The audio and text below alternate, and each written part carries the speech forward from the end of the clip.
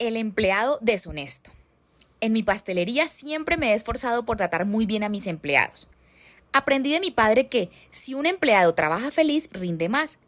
Así, después de heredar la administración de nuestra pastelería familiar, sigo esforzándome por tratar muy bien a todos, a pagarles siempre lo justo, incluso a estar capacitando a mis empleados para que cada día sean más profesionales, porque siento que así ellos elevan su autoestima y son más felices. Pero no todo el mundo agradece.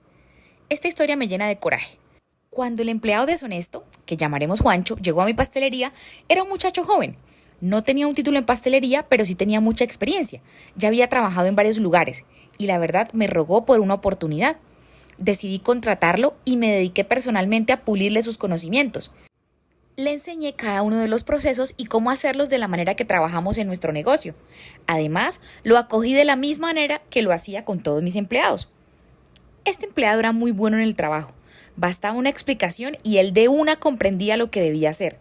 Además, se esforzaba mucho por realizar cada tarea de la mejor manera. Así que en verdad lo hacía mucho mejor cada día. Rápidamente se ganó el cariño de todos los empleados y el mío. Él tenía muchos problemas con su mujer. Ellos vivían juntos hace ya 7 años y tenían 3 hijos. Uno de ellos tenía una condición especial, así que demandaba cuidado 24 horas.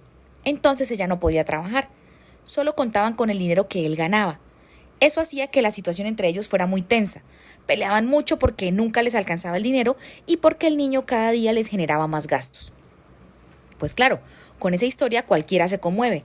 Así que los otros empleados estaban muy atentos a escucharlo cada día. Y la verdad, yo misma me compadecía tanto por él y su familia que cada cierto tiempo hasta le daba ayudas extras, bonificaciones, mercado y cositas de aseo para su hijito, que era en lo que más gastaba. Resulta que él tenía muchas ambiciones, pero poca ética. Por eso, después de unos años, empezó a ceder a la deshonestidad. Yo tardé mucho en darme cuenta, porque él sabía cómo hacer todo para que nadie lo descubriera. Y ahora mi amiga Irene de Dramas Pasteleros nos contará el desenlace de esta historia. Muchas gracias, Bella. Imagínense que el empleado deshonesto empezó sacando insumos costosos de la pastelería. Sacaba en pequeñas cantidades, justificando que se había gastado y no nos dimos cuenta. Pero al poco tiempo empezó a llevarse más y más insumos. Yo no entendía qué estaba pasando. No desconfiaba de ninguno de mis empleados, así que no me di cuenta rápido. Los meses pasaban y el hueco que estaba dejando en mis ganancias empezó a ser significativo. Además, no solo sacaba los insumos, sino que los justificaba diciendo que los agregaba a los pasteles, pero no era así. Entonces, pues obviamente la calidad de los pasteles empezó a bajar. Primero era casi imperceptible, pero poco a poco fue haciendo mella en la clientela, porque empezaron a quejarse del sabor, la consistencia, en fin, las quejas no esperaron. Además, la codicia de Juancho fue haciéndose más grande cada vez. Y claro, como era un empleado tan querido por todos, aparte de que era muy talentoso, nadie sospecharía de él. Pero no le bastó solo con llevarse los insumos, sino que a veces salía al mostrador a ayudar a las empleadas de vitrina. Les decía que él estaba libre, que si querían ellas tomaran un pequeño descanso y él las cubriría. Claro, él podía tener acceso a la caja y sacaba dinero. En verdad, la situación se volvió insostenible. El hueco financiero entre pérdida de insumos, devoluciones por baja calidad y supuestamente baja en las ventas hizo que decidiera hablar con todos los empleados para ver qué estaba pasando. Algunos hasta se indignaron porque yo insinué que había alguien deshonesto entre ellos. Se pusieron muy furiosos y hasta me dijeron que era imposible que alguien de ellos hiciera algo así, sabiendo que todos ellos eran como una familia.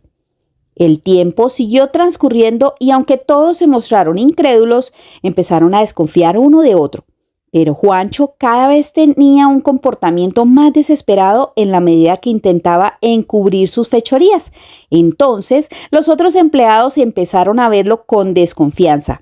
Sin embargo, con el tema de su hijito, los manipulaba y despistaba siempre. Yo no podía permitir que esto siguiera pasando. Ya hace varios años atrás me habían estado vendiendo un sistema integrado de cámaras, pero yo creía que era algo innecesario, ya que no desconfiaba de nadie, pero como tenía el contacto de esa empresa, los llamé y les puse una cita en horario no laboral. No estaba ninguno de los empleados para que nadie supiera. Ellos me instalaron las cámaras escondidas en puntos estratégicos. Me explicaron que como ya sospechaba que me estaban robando, lo mejor era ponerlas en los lugares que creía yo que estaban perdiéndose las cosas. Pero les pedí que rodearan todo, que no quería que en ningún lugar quedara expuesto, de tal manera que el culpable no tendría escapatoria.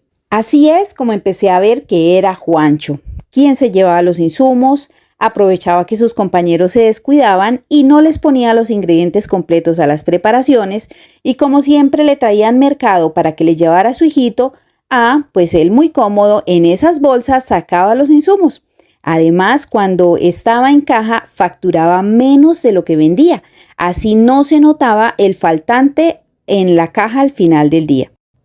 Yo hubiera querido explotar de una vez en su propia cara decirle lo que pensaba de él, pero sentí pesar por el niño y por el resto de su familia.